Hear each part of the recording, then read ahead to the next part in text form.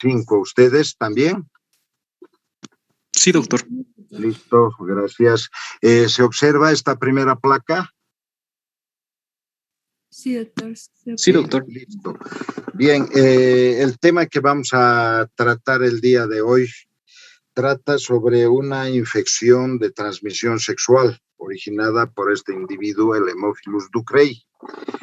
Sí, vamos a comentar que las enfermedades de transmisión sexual son síndromes causados por diversos tipos de microorganismos. ¿Listo? Entonces son bacterianos, parasitarios, fúngicos, virales. En términos generales, todos ellos originan este tipo de problemas. Esta bacteria de la que vamos a tratar hoy día se caracteriza por ser ulcerativa. Muy pocas son las enfermedades de transmisión sexual que producen úlceras.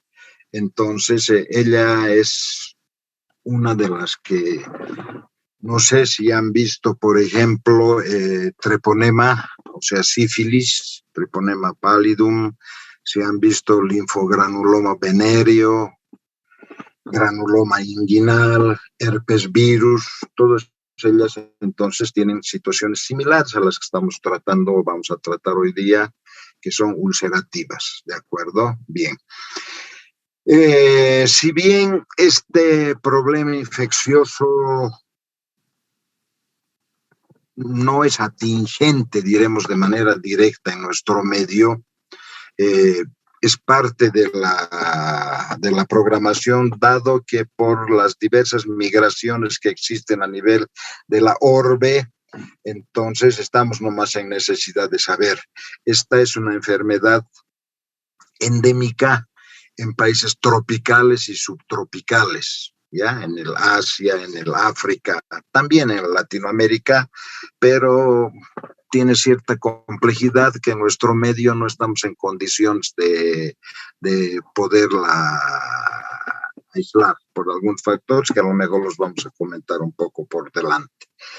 Hay algunos términos que necesariamente tendríamos que conocerlos para, en algún sentido, si bien no vamos a tocarlos ahora, les va a servir para otras enfermedades de esta índole.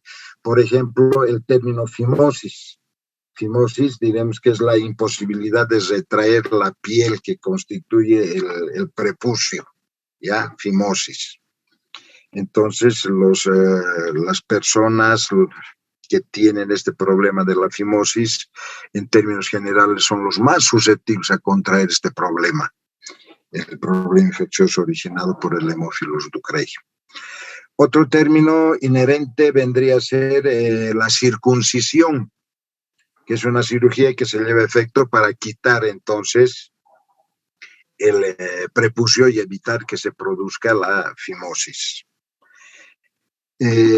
Uno de los términos que se utiliza en relación a la enfermedad de este microorganismo es ulcus molle, entre otros, que vamos a ver cuáles son los otros posteriores.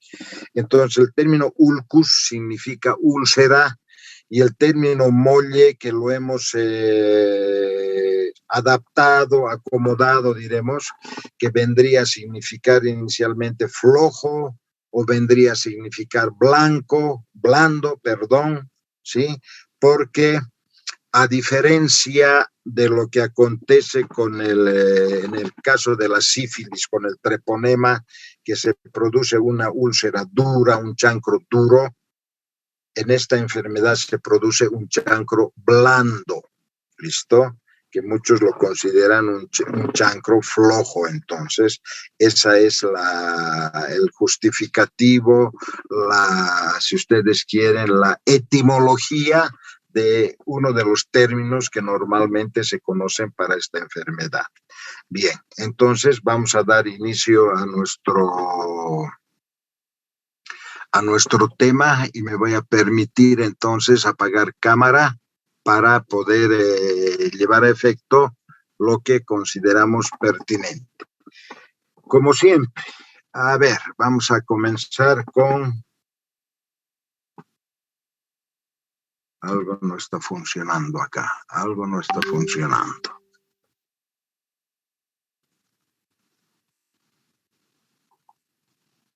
Ya, vamos a tener que pulsear así.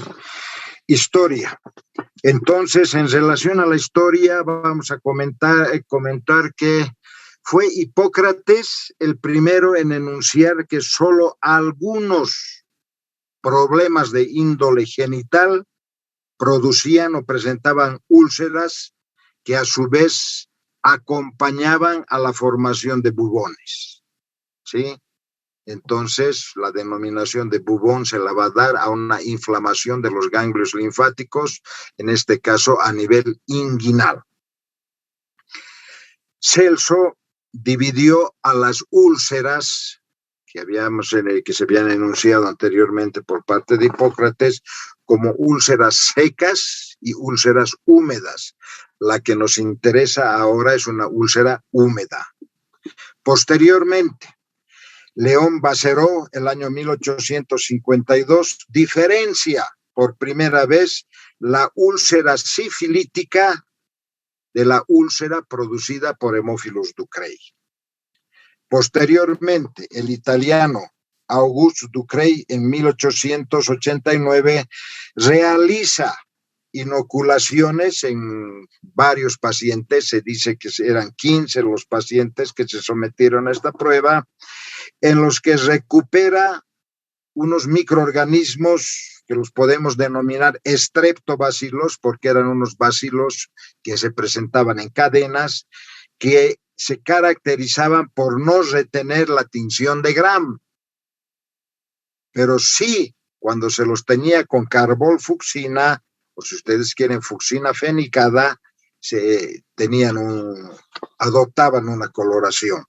¿De acuerdo? Entonces, este microorganismo no es gram positivo, pero sí es gram negativo.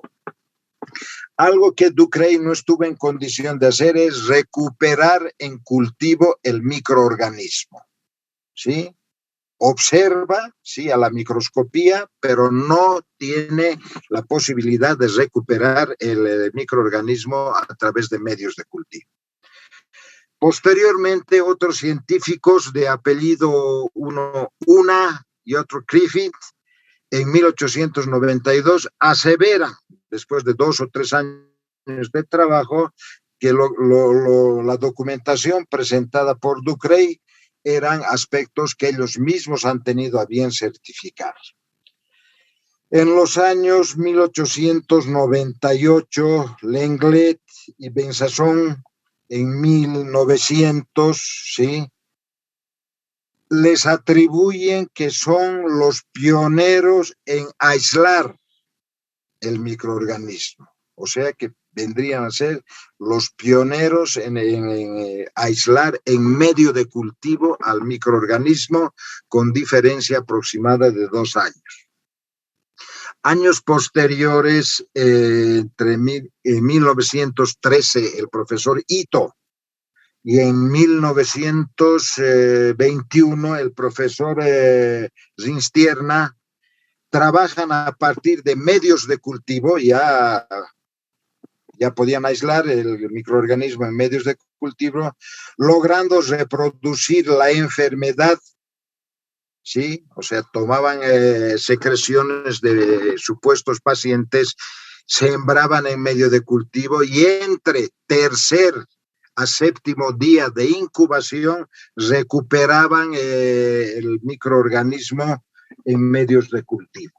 Sí, ese fue un gran avance entonces en su momento para para el diagnóstico, diremos, de este microorganismo. Bien, eso sería así corto en relación a la historia. En relación a la taxonomía, pues ya la conocemos, ¿sí? Lo primero es común. En clase podemos enunciar que los microorganismos que se presentan como gamma proteobacterias, ¿sí?, corresponden a microorganismos gram negativos, ¿de acuerdo?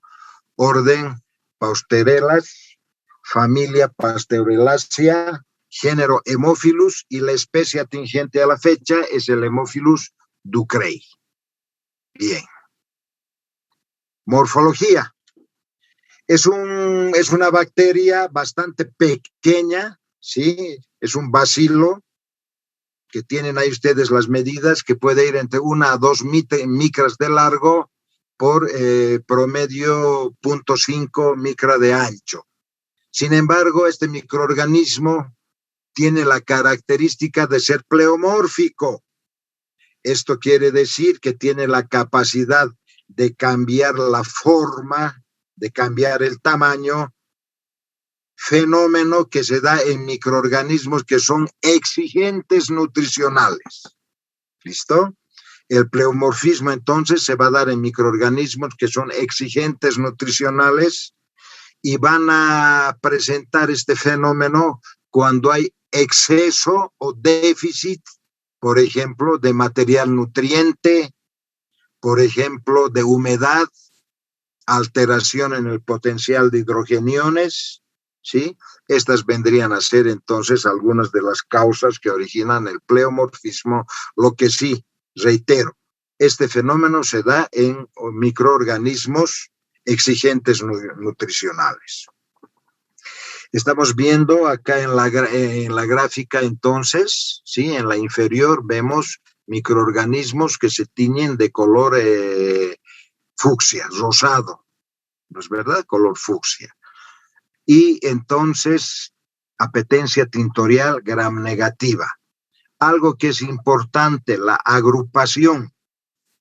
Cuando lo sembramos en medios de cultivo sólidos, la agrupación va a ser indiferente, diremos, ¿ya? O sea, no se considera el tipo de agrupación que presenten en medios sólidos. Sin embargo, en medios de cultivo líquidos los vamos a encontrar formando así estas cadenas, están observando cadenas, y también los vamos a observar como en la placa superior, que algunos autores los denominan enrieles de ferrocarril, ¿sí? Por el paralelismo de estas cadenas que se presentan. ¿De acuerdo? Entonces, por lo general, la denominación que reciben en la agrupación, en rieles de tren, en cardumen. Cardúmenes son las agrupaciones que forman los peces al nadar en agrupaciones, ¿sí? O también se denominan en banco de peces. Cualquiera de esos términos va a reflejar lo que ustedes están observando entonces en este momento. Si hablamos del cultivo, reiterar, un microorganismo a lo mejor lo pudiéramos denominar muy exigente nutricional, ¿de acuerdo? Entonces los medios de cultivo que vamos a utilizar van a ser muy pocos, restringidos, donde podemos utilizar un agar chocolate que dentro de su composición contenga suero fetal bovino, un inhibidor de otros microorganismos como ser la vancomicina, otro antibiótico que es un antifúngico, la anfotericina B, y una cefalosporina, la cefoperazona. Entonces están viendo ustedes en este cultivo inicial que tiene nomás buen resultado, más es el número de inhibidores contra otros microorganismos, ¿sí? Bien, otros medios de cultivo, entonces, a ver, vamos a reiterar. Decíamos que es un germen muy exigente nutricional, el medio de mayor rendimiento es el que les estoy mencionando, ¿sí? Pero existen otros medios de cultivo, por ejemplo, infusión cerebro-corazón con adición de sangre de caballo, sangre equina, que hay que añadirle un autolisado de levaduras, especialmente Saccharomyces. Asimismo, se le añade suero de caballo y un enriquecedor, diremos, de medios de cultivo que recibe la denominación de Isovitalex. ¿Listo? Este material de enriquecimiento entonces tiene una composición bastante compleja, bastante larga, son entre 10 a 12 sus constituyentes, entonces que sirven para darle mayor capacidad de enriquecimiento al medio de cultivo. Este factor de enriquecimiento era celosamente guardado por los agentes proveedores, pero ahora ya en la actualidad ya tenemos opción de poder conocer cuáles son los componentes de este Isovitalex. En relación a las colonias que van a producir, van a ser, como bien ustedes en la placa, colonias pequeñas, ¿sí? Grisáceas, o sea, blanquecino grisáceas, semiopacas, mucoides, ¿sí? Entonces, que si nosotros vamos a dejar en mayor tiempo de incubación, las colonias efectivamente van a ir incrementando su tamaño, como ustedes están viendo en esta placa. Sí, hay otros medios de cultivo, por ejemplo, un medio de cultivo que inicialmente se lo utilizó para aislar Campylobacter o Helicobacter pylori, que es el agar Columbia, ¿sí? Al cual se le añade hemoglobina, también proveniente de caballo, y se le añade Isovitalex. Igual es un medio óptimo para el aislamiento de este microorganismo. Y asimismo, un agar, infusión cerebro-corazón, más sangre de caballo, más Isovitalex, más vancomicina, ¿sí? También es óptimo para aislar. Lo importante es que cuando vamos a llevar al cultivo, la siembra, para pretender un aislamiento, como estamos viendo acá, el tiempo de incubación rompe los cánones convencionales para los gérmenes comunes. Esto significa que hay que dejar incubando más de 24 horas. ¿Sí? Los tiempos admitidos para poder aislar el microorganismo en un medio de cultivo se da entre 3 a 4 días, donde sí vamos a empezar a tener un desarrollo de colonias con las características que les he mencionado hace un momento atrás. Bien, se ha reportado que hay bastante conflicto con el medio de transporte. Sin embargo, se utiliza un medio de transporte que tiene como composición el caldo de tioglicolato más hemina, más levogiroglutamina, más albúmina bovina, como inhibidor la vancomicina, ¿sí? Y este medio de cultivo nos da la ventaja que podemos tener al microorganismo viable, quiero decir vivo, entre 24 horas hasta 7 días, siempre y cuando mantengamos a una temperatura de 4 grados centígrados. ¿Sí? Entonces, vean ustedes, es bastante complejo el hecho de aislar este microorganismo, tenerlo en consideración, etcétera, y de ahí que su diagnóstico es bastante complejo. A ver, propiedades fisiológicas. Mencionar que esta bacteria es una bacteria aerobia, pero que también es facultativa, eso quiere decir que va a desarrollar en disminución atmosférico, es extracelular. Hemos mencionado hace un momento el pleomorfismo, como la generalidad de las bacterias posee un cromosoma único, circular. Posiblemente ustedes digan, pero si este es el común denominador de las bacterias, ¿para qué se lo enuncia? Existen bacterias que tienen más de un cromosoma. En este momento les puedo enunciar, por ejemplo, el Vibrio cólera. Se ha demostrado que tiene más de un cromosoma. ¿Listo? Entonces, por eso estamos enunciando esto. Ahora, Haemophilus ducreyi posee plásmidos que le van a dar resistencia a los antibióticos. Si bien no es taxativo lo que voy a enunciar en relación a la raza, ¿sí? La mayor incidencia se produce en individuos de raza negra, de raza negroide, ¿de acuerdo? El mayor porcentaje entonces de enfermedad está dado en pacientes de raza negra. Lo que sí podemos enfatizar es el hecho que es el ser humano el único reservorio para este microorganismo, como podemos decir la Neisseria gonorrea, como podemos decir la Salmonella typhi, ahora le añadiríamos también este microorganismo. ¿Listo? Entonces, al margen de lo anterior, mencionar que a diferencia, asimismo, de los gérmenes comunes, que estamos acostumbrados a incubarlos entre 35 a 37 grados de temperatura para originar un buen desarrollo de este microorganismo, los tiempos o la temperatura, deberá oscilar entre 30 a 33 grados centígrados.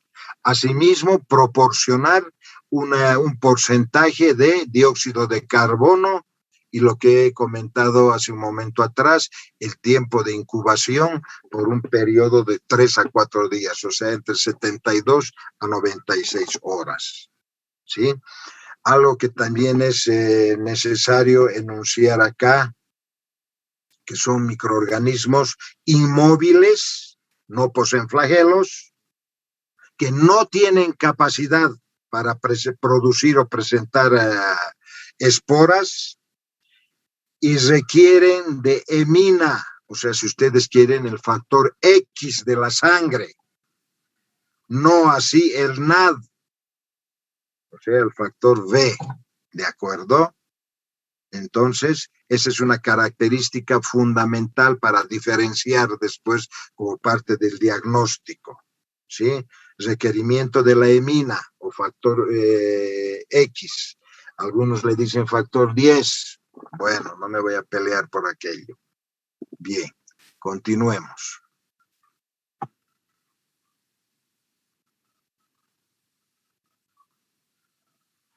En relación a las características bioquímicas, tiene capacidad para reducir los nitratos a nitritos, por ende es reductasa positivo. Nuevamente, entonces, el factor de la hemina, factor sanguíneo, ¿sí? Es catalasa negativo,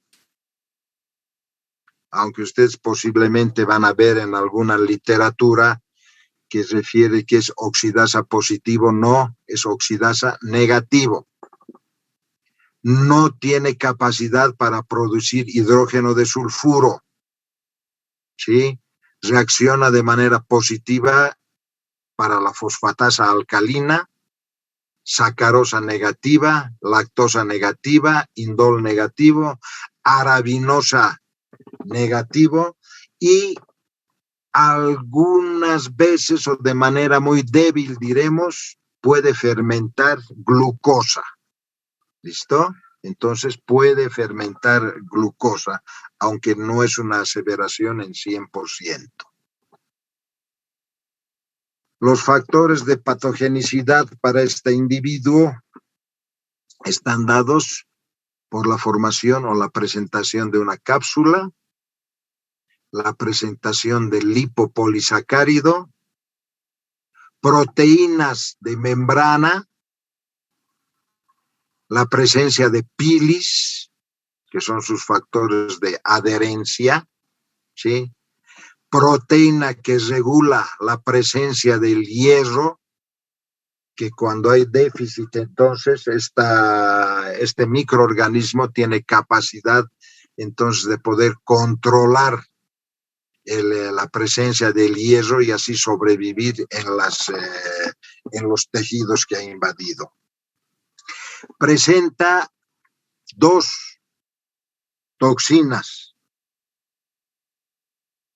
Una citotoxina que atenta a las células eucariotas en general, por las pruebas experimentales de laboratorio.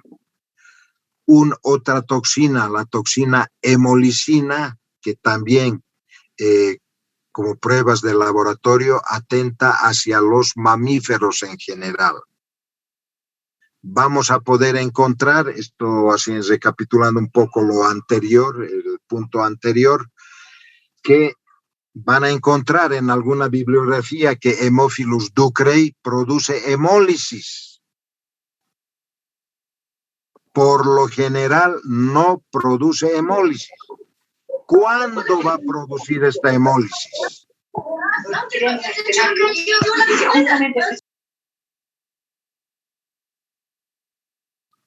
Esta hemólisis se va a producir cuando el medio de cultivo sea preparado a base de sangre equina, o sea, de caballo. Con la sangre de caballo sí se produce cierto grado de hemólisis. Si nosotros utilizamos otro tipo de hemólisis, no vamos a poder encontrar, si nosotros utilizamos otro tipo de sangre, no vamos a poder encontrar la hemólisis, ¿de acuerdo? Entonces, esto es algo que a ustedes les puede servir como dato referencial en su momento. Asimismo, presenta una enzima, una proteasa de la inmunoglobulina A, que tiene la capacidad de hidrolizar la cadena pesada de esta inmunoglobulina. Entonces, la cápsula va a otorgar una característica, como ya sabemos, antifagocitaria. El lipopolisacárido va a coadyuvar con la producción de abscesos para la formación de las úlceras. Los pilis, que son per se los agentes de la adhesión, o sea, van a formar lo que también conocemos como adhesinas. La proteína de membrana que se va a caracterizar por formar, por proteger, por originar una resistencia sérica, o sea, resistencia ante la presencia del suero sanguíneo, que origina la muerte de los microorganismos. ¿Listo? Entonces, hemos hablado hace un momento atrás de una proteína reguladora de hierro que actúa cuando hay deficiencia, decíamos, y que ayudan a la sobrevivencia en condiciones adversas de la bacteria, ¿sí? Y finalmente, reiterando la presencia de esa proteasa de inmunoglobulina A, actuando sobre la cadena pesada. A ver si ahora funciona. Bien. Patogenia. Necesariamente para que se produzca el problema debe existir una fractura, una solución de continuidad, abrasiones en la piel o en las mucosas. Necesariamente. ¿Listo? Si existe piel o mucosa sana, no se va a producir el ingreso del microorganismo. Eso es fundamental como factor de patogénesis para este cuadro infeccioso. Algo también de suma importancia es el hecho de que se necesita una biomasa de 10 a la 4 bacterias. Esto significa unidades formadoras de colonias, es lo mismo que digan ustedes bacterias, para que se produzca el proceso infeccioso posterior. ¿Ya? Otro factor que va a coadyuvar con esta concentración, con esta biomasa, es la presencia de que por este número los microorganismos, a través de sus pilis, se van a adherir al tejido para originar entonces la reproducción posterior. Entonces, las vías de ingreso ya las hemos indicado, las abrasión, soluciones de continuidad y fracturas que puedan presentarse entonces en el organismo. Reiterar, el inóculo necesario para producir el cuadro clínico es 10 a la 4, ¿sí? Ahora, por medio de los pili se produce adherencia, ¿sí? Y la lipoproteína de unión va a originar eso, una unión con el fibrinógeno que va a producir, va a promover el depósito de fibrina, que a su vez va a servir para proteger al microorganismo y de esta manera coadyuvar, contribuir a la virulencia en este proceso infeccioso. Ahora, algo que va a ser un poco largo, patología. Bien, como decíamos al inicio de nuestra charla, la infección recibe varios nombres, ¿de acuerdo? Entonces se la puede denominar chancroide, se la denomina también como chancro blando para diferenciar lo que sucede con el treponema pallidum, con su chancro duro, lo que les había mencionado en la etimología, el ulcus mol, y también en honor al descubridor, al que originó la diferenciación inicial, la enfermedad de Ducrey.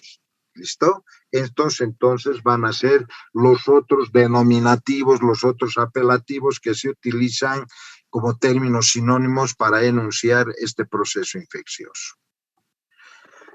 Bien, el tiempo de incubación de la enfermedad en términos generales oscila entre 3 a 7 días.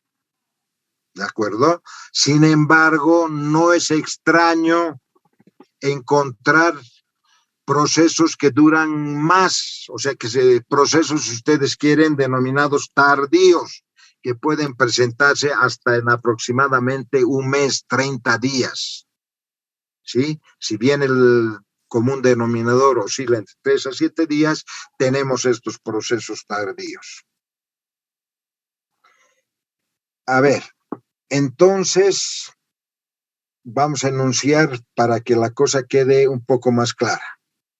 A partir de relaciones sexuales, por lo general, entre el tercer y séptimo día, aparece el cuadro clínico.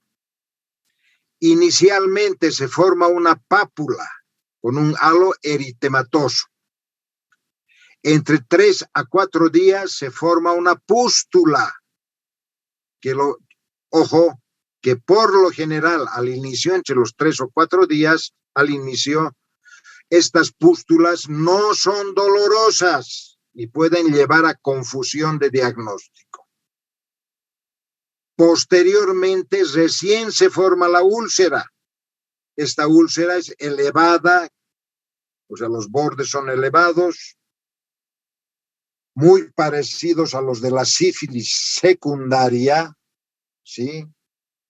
Pero esta úlcera es blanda, que tiene asimismo una excreción, si ustedes quieren, un exudado amarillento. Y este exudado está presente por varios meses y de pronto por sí solo empieza a resolverse. O sea, sin tratamiento puede resolverse, pero después de varios meses, ¿sí?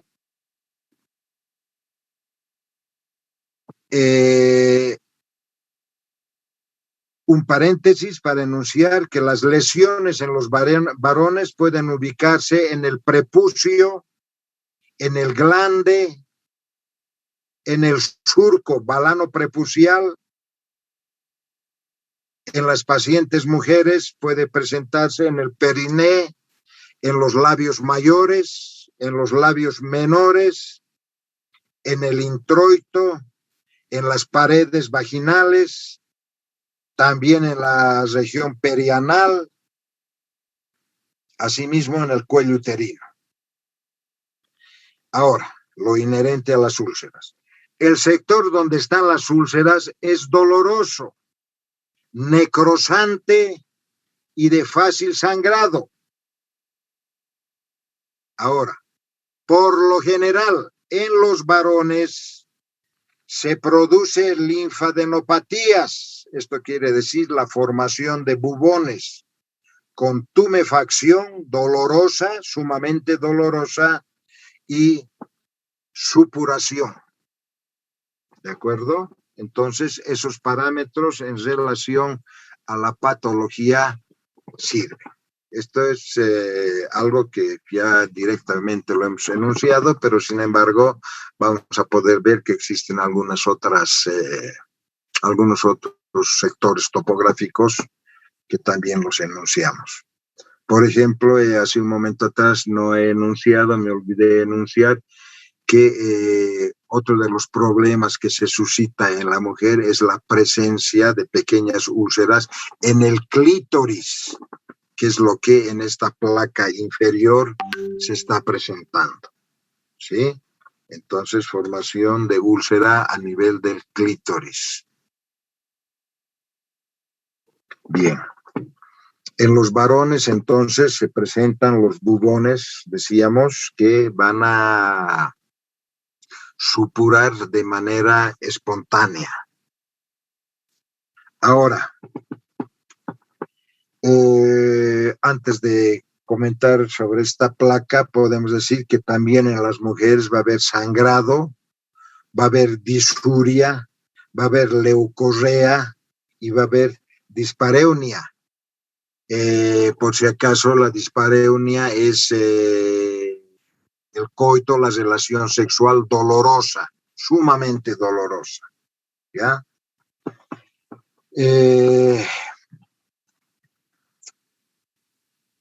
El periodo en que un individuo puede transmisibilidad hacia otra persona se da mientras el microorganismo está en las úlceras y mientras éstas no cicatricen o existan secreciones en el bubón, esta es infectante, ¿de acuerdo? Esta es una situación, es infectante. Entonces, ahora, a la placa que hemos enunciado ahora, también, si bien hemos enunciado que es una enfermedad que corresponde a las infecciones de transmisión sexual, se producen cuadros clínicos extragenitales, ¿de acuerdo? Que por lo general se los dan, se presentan en los muslos, en los dedos, en las mamas pectorales, ¿sí? En el abdomen. Esta situación, o sea, se han encontrado muchos casos en los lugares endémicos, o sea, en niños. ¿Por qué? Porque este proceso infeccioso no produce inmunidad, por lo tanto va a haber autocontagios, va a haber recidivas. Entonces, una persona que no tiene mucho conocimiento, no tiene formación, no tiene educación, ¿sí? No tiene higiene, implícitamente va a poder transmitir, al no existir una inmunidad, el microorganismo sin necesidad que exista proceso sexual, una relación sexual. Bien, entonces, otra. Las características, fíjense en esta placa, aquí tenemos la presencia de un bubón, ¿sí? Entonces, ganglios linfáticos inguinales edematizados. Características de la úlcera, por lo general, existe una úlcera, pero sin embargo pueden presentarse varias úlceras que van a concatenar entre sí y van a ir creciendo, o sea, se van a ir agrupando, van a ir conjuncionando, eso sería conjuncionando para formar una úlcera de mayor tamaño. Por eso es que de pronto las medidas pueden oscilar úlceras de 1 milímetro hasta 2 centímetros de diámetro, ¿sí? Entonces, la característica, una vez más, hay que ser reiterativo, sin desmedro, es una úlcera blanda, es un chancro blando, por eso se llama chancroide, con una base o sea, el fondo de la úlcera es necrótica y que asimismo tiene un exudado purulento amarillento. Reiterar, esta úlcera es dolorosa a diferencia de lo que sucede en la sífilis. ¿Sí? Los términos que hemos enunciado en relación a los días, entre 14 a 21 días, se produce la adenopatía inguinal, o sea, la presencia del bubón, ¿sí? Este bubón va a drenar per se sin necesidad que haya intervención externa. Bien. A ver, seguiremos con otra. Por lo general, aquí tienen ustedes entonces un bubón del cual de manera abrupta ha drenado sin intervención externa. ¿De acuerdo? Entonces, existe coinfección con otros procesos infecciosos. Acá tenemos, por ejemplo, gonorrea, herpes simple, sífilis, que pueden ser la primera o la secundaria. Ustedes saben que la terciaria ya es una neurolues, ya tiene otras características. El linfogranuloma venéreo y el granuloma inguinal, ¿no es verdad? Entonces, Neisseria gonorrea, herpes simple tipo 1, tipo 2, treponema pallidum, clamidia y Klebsiella. ¿Sí? Son los agentes que van a originar estas coinfecciones. No voy a entrar en mayores detalles, dado que estos considero por lógica que son temas que los han visto o los van a ver en este bolo inherente a enfermedades de transmisión sexual.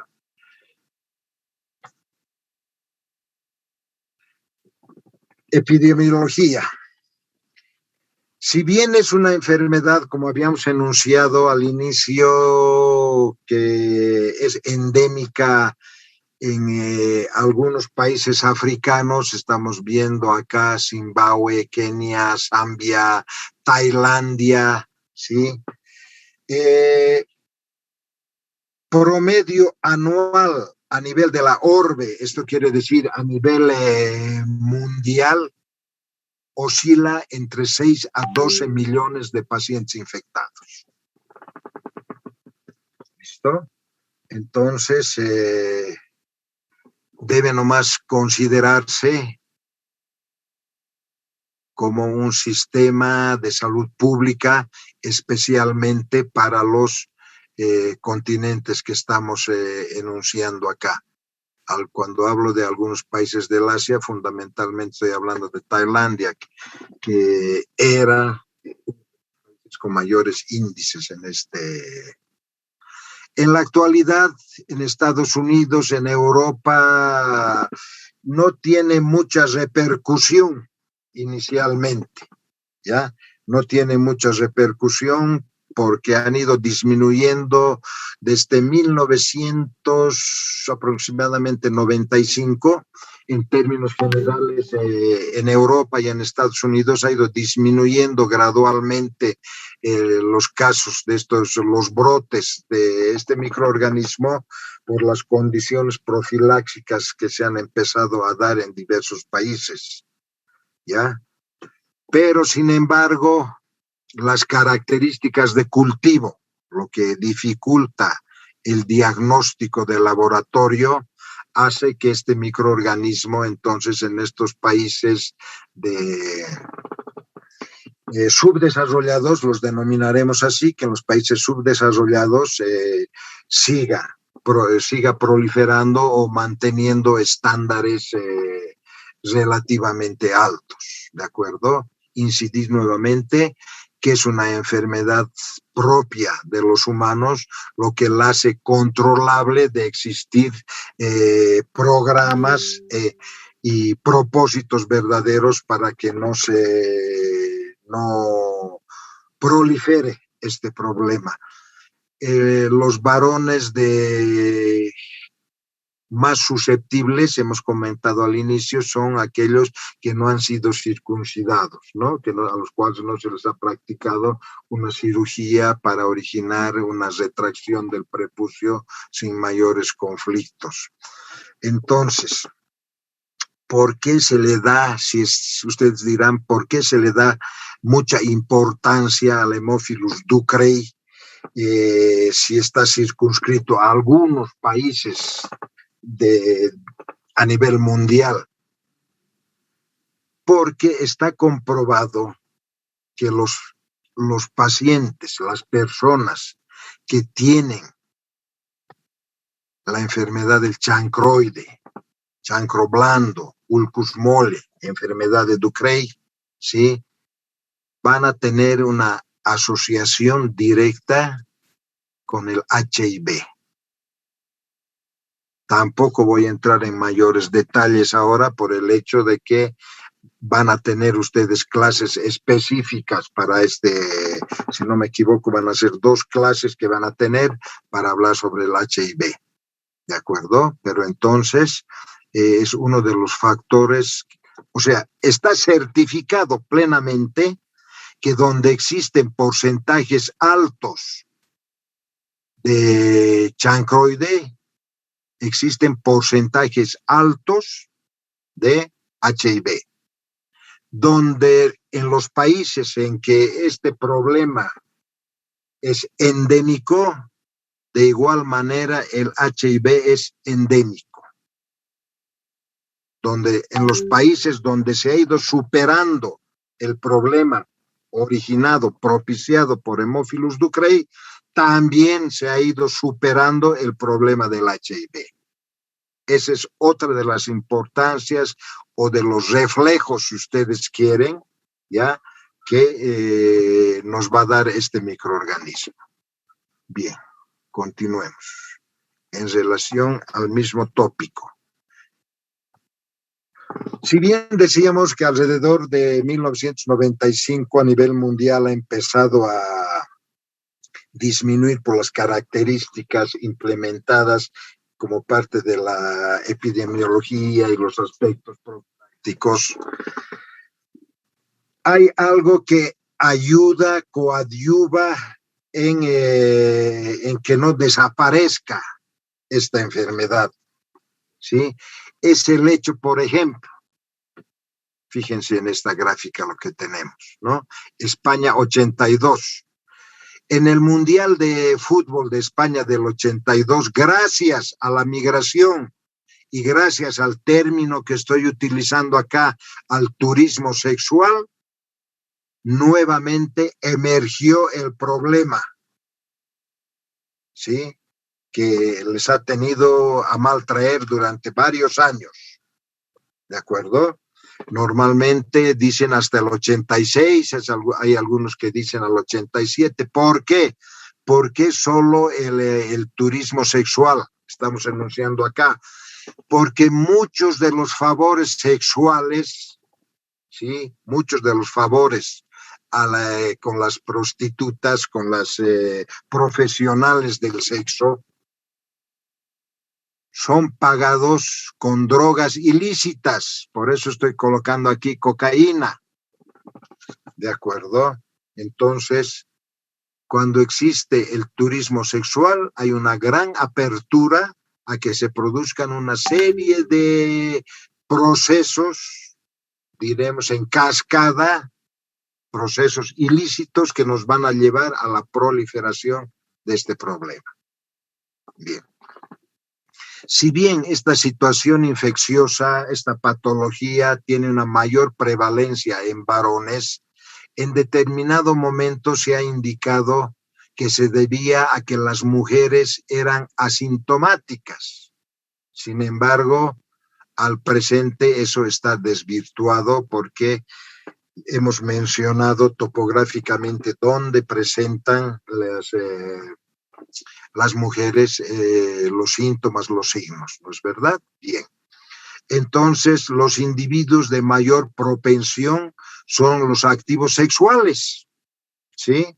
Estamos viendo entonces, estadísticamente a nivel mundial, entre 20 a 40 años son los individuos que refieren el problema, reitero, a nivel mundial.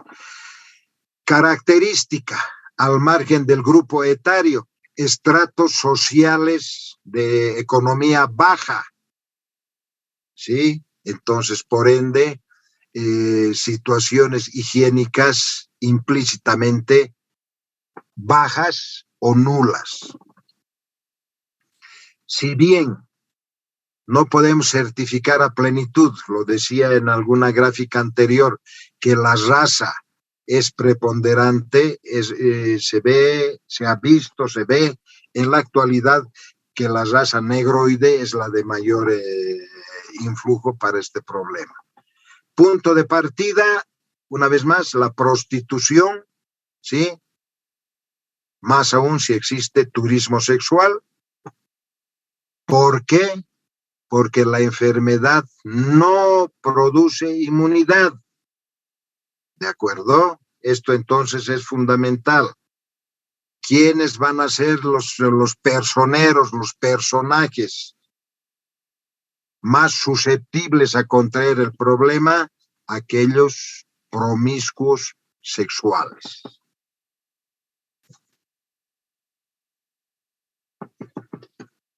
Características que tienen y que nos van a servir para prevenir los problemas.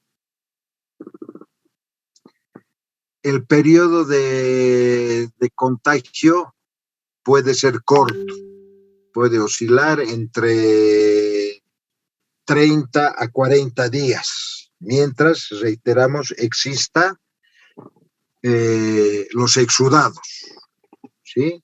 Mientras las úlceras sean húmedas.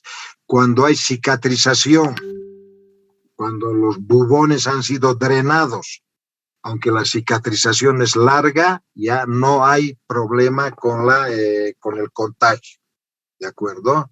Entonces, ¿cuáles serán los sistemas de prevención? Evitar el turismo sexual, evitar la promiscuidad sexual, medidas preventivas, estamos viendo acá diversos tipos de barreras o preservativos para evitar la contracción de la enfermedad, mejoramiento de sistemas sanitarios, obviamente, ¿sí? Con la educación sanitaria, pues las cosas mejoran, ¿sí? Otro de los factores, la circuncisión, ¿sí? Puede parecer, ¿cómo se llama? Gracioso, pero sin embargo, las profesionales sexuales de cierto, no sé, reitero, de cierto nivel, vendría a ser las que van a coadyuvar a restringir estos problemas, ¿ya? Porque ustedes más que yo saben que dentro del aspecto del proxenetismo existen niveles, categorías, ¿sí? Entonces, cuando la categoría es inferior, los riesgos son mayores. Hemos realizado algunos estudios en la ciudad del Alto, si no me equivoco, Villa Dolores, donde se caracterizan varias calles por los servicios sexuales. Entonces, ahí hemos encontrado barbaridad y media. ¿Sí? Entonces eso me permite hacer algunos comentarios en la actualidad. Incidir en el fomento a la educación sexual, no necesariamente cuando una persona ingresa a la universidad o está por salir bachiller. En la actualidad, dadas las condiciones que tenemos a nivel mundial, aún en los países subdesarrollados, es necesario fomentar la educación sexual en edades tempranas, ¿sí?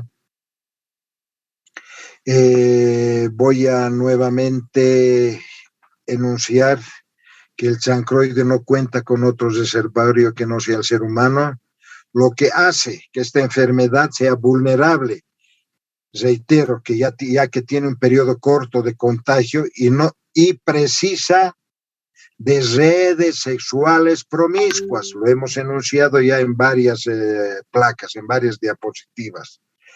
La implementación de medidas preventivas, o sea, el uso de preservativos, profilácticos, sistemas de barrera que estamos viendo en esta placa. Asimismo, las relaciones sexuales saludables, la higiene personal son fundamentales. Se sugiere, asimismo, la actualización constante al personal de salud. Mencionar que la presencia de llagas genitales dolorosas y sin causa aparente es motivo de sospecha de presencia de Haemophilus ducreyi. ¿Ya? Hemos hablado hace un momento atrás de que existe, o sea, se da entre 3 a 7 días la sintomatología, etcétera, etcétera, pero sin embargo hemos hablado de los cuadros atípicos, ¿sí? Que pueden durar, hemos puesto de promedio 30 días. En 30 días, muchos de los pacientes que pueden presentarse o que pueden presentar un cuadro clínico, signos o síntomas, hasta, entre comillas, pueden haberse olvidado de alguna relación sexual fortuita. A esto nos referimos con lo que acabo de enunciarles, ¿sí? Hay personas que refieren que presencia de llagas, de úlceras dolorosas, pero que sin un motivo aparente dicen, no, hace 15 días yo no tengo relaciones sexuales, ¿sí? Pero puede tratarse de un caso no típico, atípico con este problema, ¿ya? También como sistema preventivo, pero esto les puede causar gracia. El mejor sistema preventivo es no practicar el sexo, que vendría a ser la forma más segura, ¿no es verdad? Pero es un sistema poco realista, ¿sí? Es como llevar a un niño a una chocolatería y decirle que que no va a probar ningún chocolate. Y ustedes por demás me estarán dando razón con lo que acabo de decirles. Bien. A ver, continuemos. Diagnóstico de laboratorio.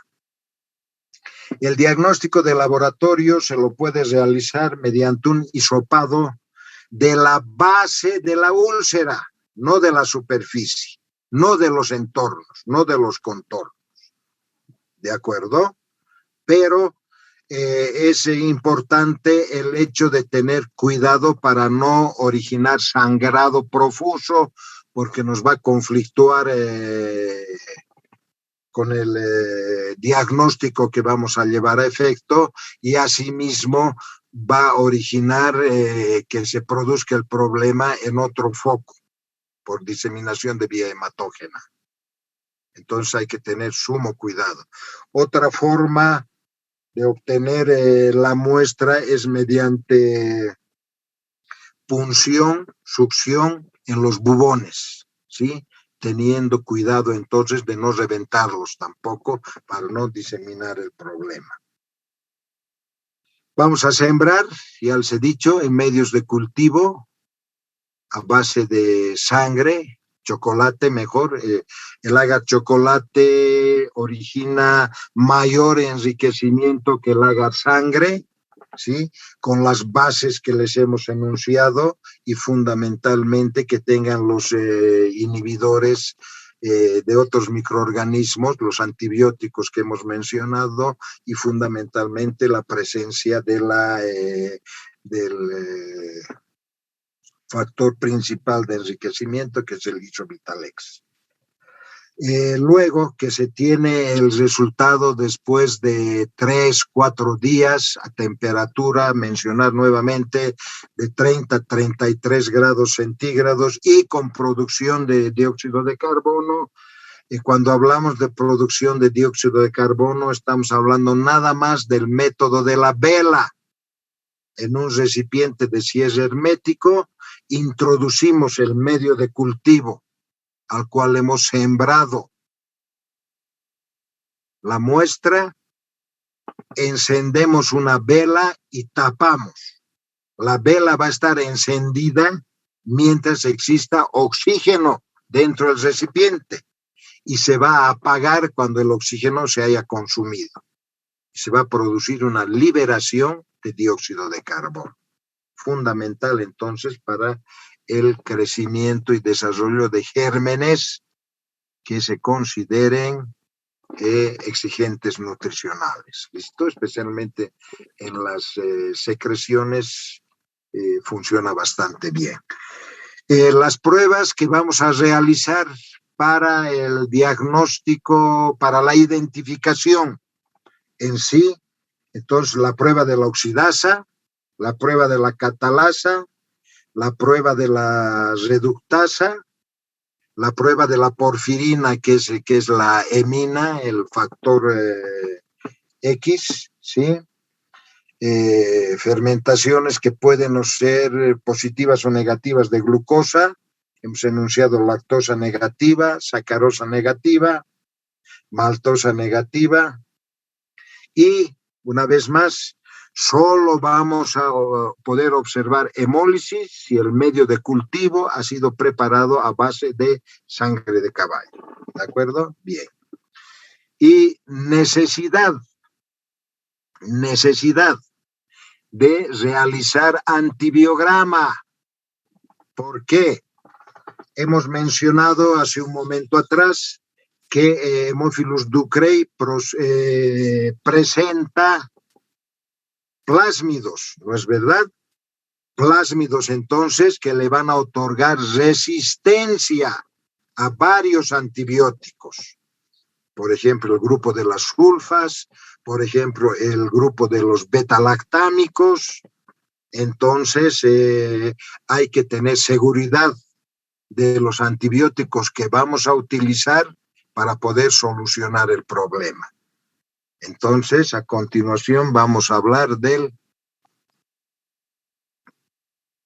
tratamiento.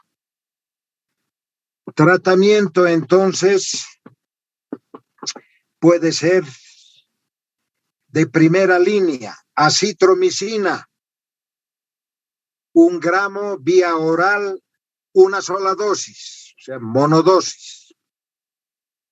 Ceftriaxona, 250 miligramos intramuscular, una sola dosis. Ciprofloxacina, 500 miligramos vía oral,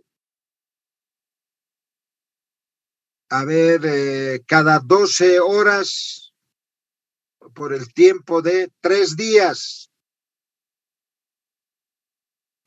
Otro más. ¿Cuál tenemos aquí? La espectinomicina. Entonces, intramuscular, 1 a 2 gramos. ¿Listo? Bien. Podemos utilizar algún otro pero presenta ya en la actualidad cierta resistencia. La eritromicina, de 500 miligramos vía oral, administrar entonces 1 cada 8 horas por el lapso de 7 días. Reiterar lo que he mencionado hace un minuto atrás. Hay resistencia por presencia de plásmidos. ¿A quiénes? A las sulfas, a los beta-lactámicos, a las tetraciclinas, al cloranfenicol. Y también, con esto finalizamos, existe resistencia cromosomal, o sea, resistencia por cromosomas. A las sulfas, concretamente al sulfametoxazol más trimetropin, a las quinolonas y también a los beta-lactámicos, ¿sí? Fielmente representado por la penicilina. ¿De acuerdo? Pero estamos hablando como familias ahora. Entonces, con esto hemos terminado. Inherente a este proceso infeccioso que no tiene mayor repercusión en nuestro medio, pero sin embargo, gracias a las migraciones, ahora estamos viendo, por ejemplo, que existen bastante flujo migracional y bastante clandestino, además, de centroamericanos, ¿no es verdad?, que pasan por el país, pero su ruta final aparentemente es Chile, pero sin embargo, eso es aparentemente. Muchos se quedan de manera clandestina en el país y al no tener documentación, al no tener implícitamente fuentes laborales fijas o formales, lo que se origina es la promiscuidad que hemos enunciado hace un momento atrás, o sea, la venta de favores sexuales, que todo va a depender del estrato social en el que se halle tanto el solicitante como el servidor o la servidora, ¿sí? Entonces, muchachos, para mí, al igual que todas las infecciones de transmisión sexual, esta y otras, aunque no las hayamos detectado en nuestro país por la complejidad del diagnóstico, revisten importancia, porque es muy fácil decir, en nuestro medio no existe. Lo que no existe son los sistemas para poder detectar la presencia o la ausencia del o los microorganismos en diversas situaciones. Bien, por mi parte, entonces, muchachos, creo que he batido mis récords. He tardado 1 hora y 10 minutos. Entonces, una vez más, yo les agradezco la tolerancia que tienen para escucharme. Y bueno, nada más, pues estaremos presentes en el próximo bloque correspondiente a las clases teóricas, ¿sí? Una vez más, reiterar mi agradecimiento por su tiempo. Y será hasta la próxima. Que les vaya bien, muchachos, o si tienen alguna consulta, pues háganmela. Todavía hay un par de minutos más en las que puedo estar antes de ingresar a otra clase.